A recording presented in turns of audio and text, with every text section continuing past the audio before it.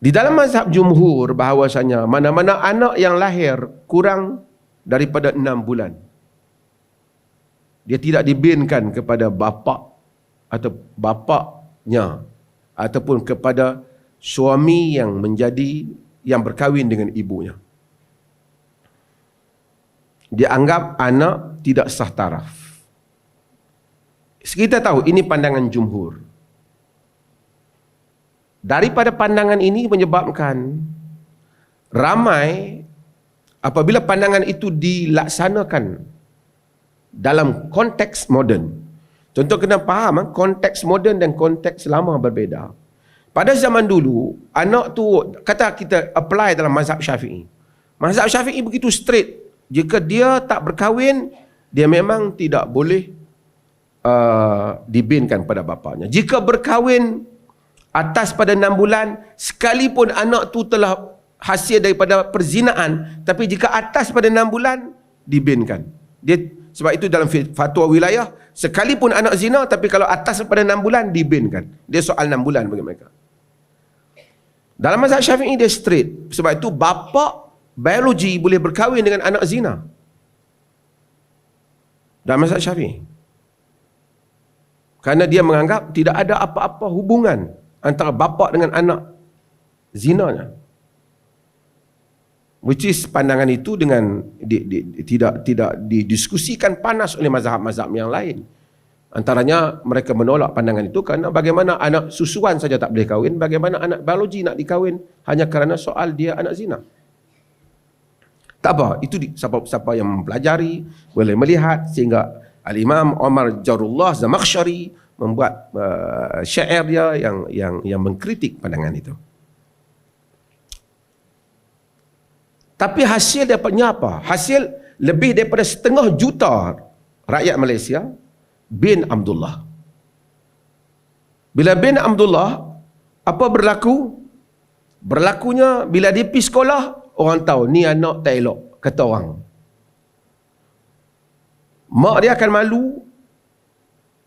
Bapak dia yang pergi kahwin kerana nak ambil tanggungjawab tu pun akan malu. Adik-adik dia semua akan tanya, pasal apa abang bin lain?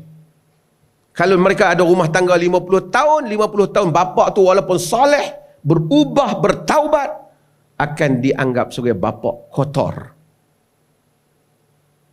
Itu kesan dia. Sehingga saya tahu ada ibu bapa ratus cerita tukar sekolah demi sekolah kerana malu. Cikgu kata, pasal apa hang bin lain? Adik hang bin lain? Dan orang akan kata ni anak tak elok. Itulah apabila kita laksanakan pandangan itu di dalam masyarakat hari ini. What is the difference antara hari ini dengan dulu? Dulu beda. Satu orang mungkin dia lahir, dia duduk di Baghdad, kemudian dia pindah ke Kufah ataupun ke Basrah. Dia tak perlu carry, dia tak perlu carry IC. Dia boleh bagi tahu dia fulan, bani fulan. Tak payah bin. Dia fulan ataupun dia boleh intima kepada kabilah lain yang disebut maula ataupun disebut sebagai kabilah yang bukan kabilah dia tetapi dia mungkin bekas hamba daripada kabilah itu. Boleh banyak cara. Dan orang tak bangkit. Zaid bin Abihi, Zaid bin bapaknya, anak Abu Sufyan, tidak timbul isu. Tapi dalam konteks moden, nama tu dibinkan, bukan moden dalam konteks negara kita. Nama dia dibinkan, diletakkan. Ni yang sulung bin Abdullah, yang kedua bin Ridwan bin dia. Biar dia pergi sekolah, dia tanya, pasal apa abang bin lain ayah? Dia kata, sebab ayah dulu dengan mak buat kerja tak elok. Nampak macam tu? Sepanjang anak dia itu membesar, mengingati bapaknya seorang yang tak elok. Kemudian kalau bapak dia nasihat dia kata, bapak pun dulu tak elok. Adik-adik dia akan tahu.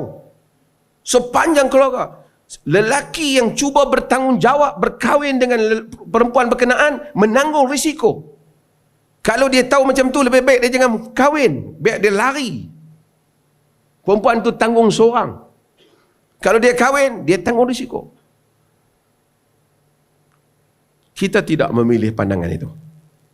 Kita memilih pandangan yang ditarjahkan oleh Dr. Yusuf Al-Qaradawi, Muhammad Saleh Ibn Utsaimin, ramai yang dipilih oleh Muhammad bin Sirin, disebut oleh Ibn Qayyim, disebut oleh Ibn Taymiyah, disebut oleh ramai tokoh, dinukilkan oleh dalam Al-Mughni bahawa itu pendapat dalam mazhab Hanafi, iaitu bahawasanya kita simpulkan daripada rungkat boleh dibinkan kepada suami ibu dia, lelaki yang berkahwin dengan ibu dia, boleh dibinkan.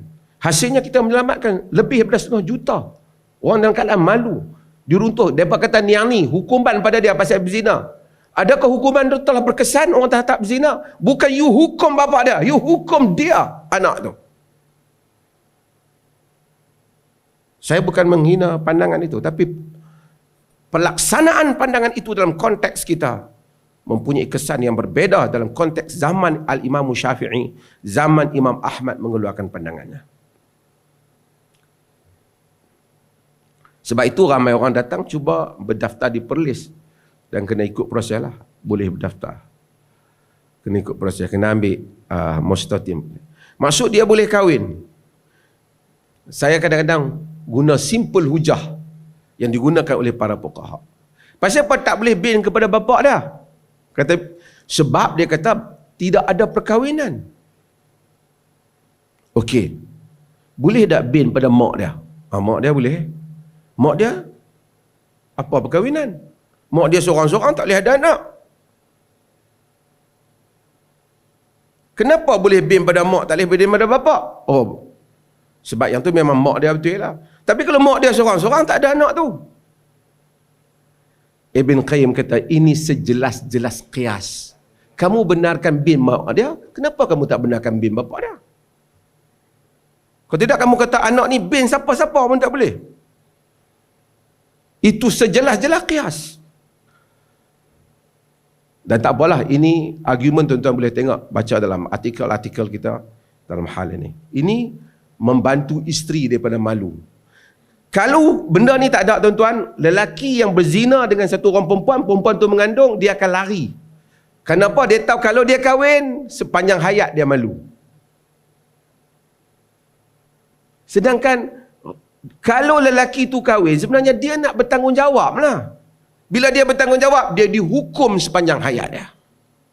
Zina haram, no doubt. Tapi soal bagaimana menyelesaikannya. Ini pandangan